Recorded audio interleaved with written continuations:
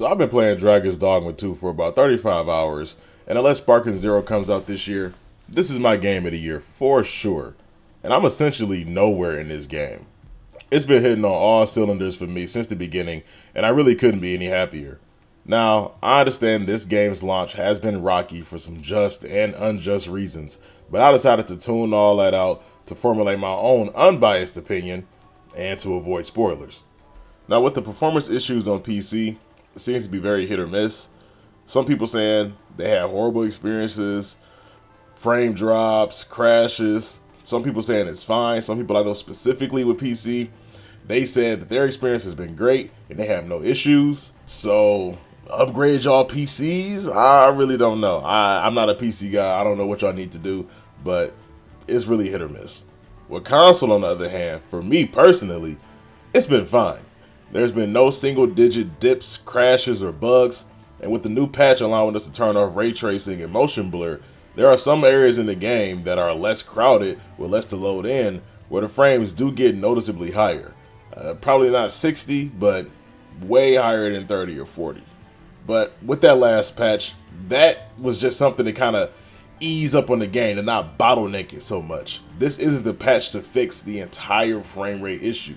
They did say that's coming later, so I'm very happy about that because we get to get better frames on top of whatever the good game we already getting, so it's lit.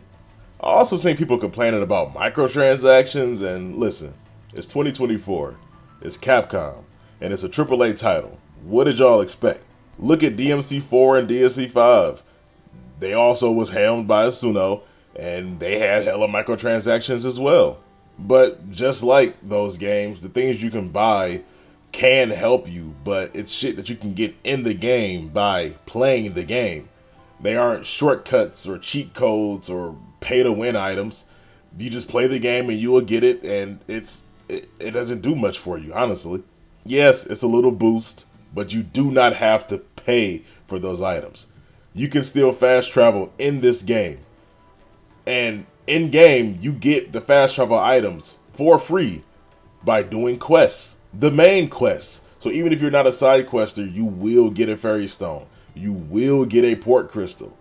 So you don't need to pay anything. And with the rift crystals, if you're connected online, your pawn will be grabbed by somebody and you will get rift crystals for having your pawn in their world. So this is a non-issue, truthfully. And then they also have the customization books, which you can buy in-game for rift crystals, which you get by having your pawn automatically yoinked up into someone else's world.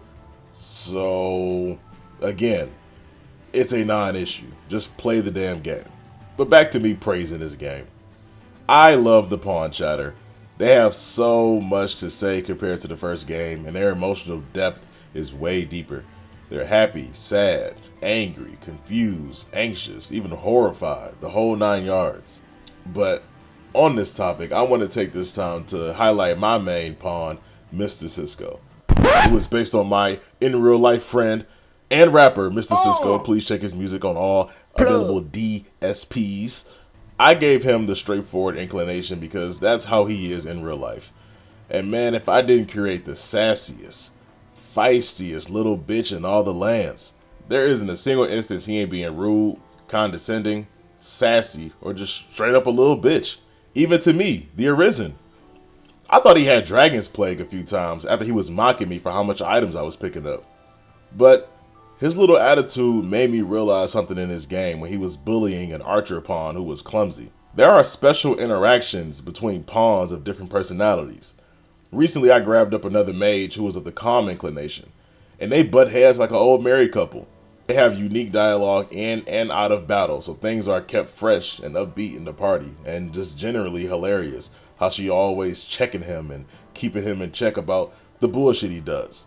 So, to you watching this video, if you're tired of hearing the same old things being said, search for specific pawn types, which is very possible because every little rift stone you unlock allows you to search for a specific specification in the main towns at the giant rift stone. So it's very nice. You can create all different types of parties by using this feature. So I'm glad they thought of that. The combat encounters in this game are still fantastic. The various animations for killing and slamming the enemies around is so satisfying, and the vocations are just so good and so varied. I'm probably going to max them all out before I'm done playing. I mean, the thief animations, particular, I have to just speak about these. When they do the stealth takedown, where they grab the goblin and they slit its throat, or when they jump on the back of the damn Saurian and they slit its throat, it's so good to see every time, and it's even better to pull off in the game. I know they nerfed Thief by taking out the Strider and Assassins and all that, but it's still visually, maybe, I'm not fully done with the game yet, obviously, but so far, it has the most satisfying gameplay because of the takedowns so far. Now, I understand this vid is a very short one, but I had to give a little check-in after my last video, which I indeed feel I was right. Let's wait for games to release before losing our heads, because this is a very good product overall and will get better and better over time with more updates.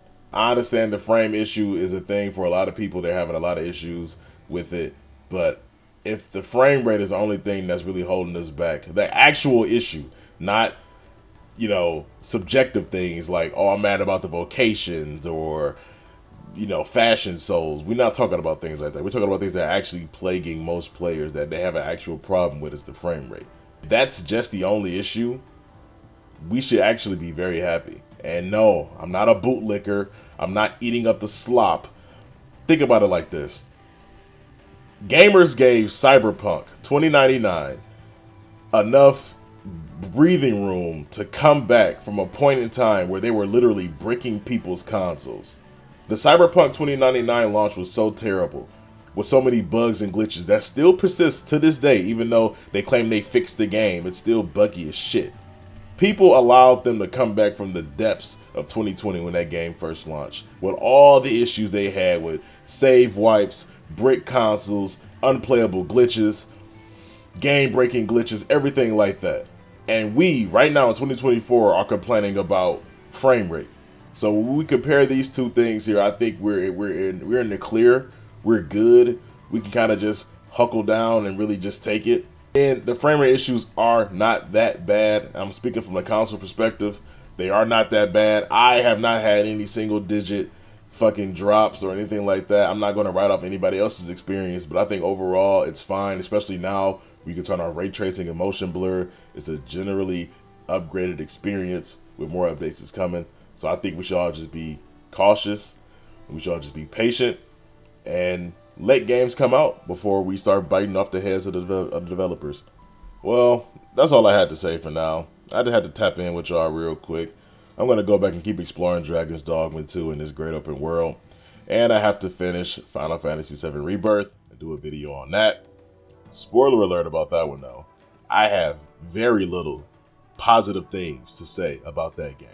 So, see y'all then. Peace!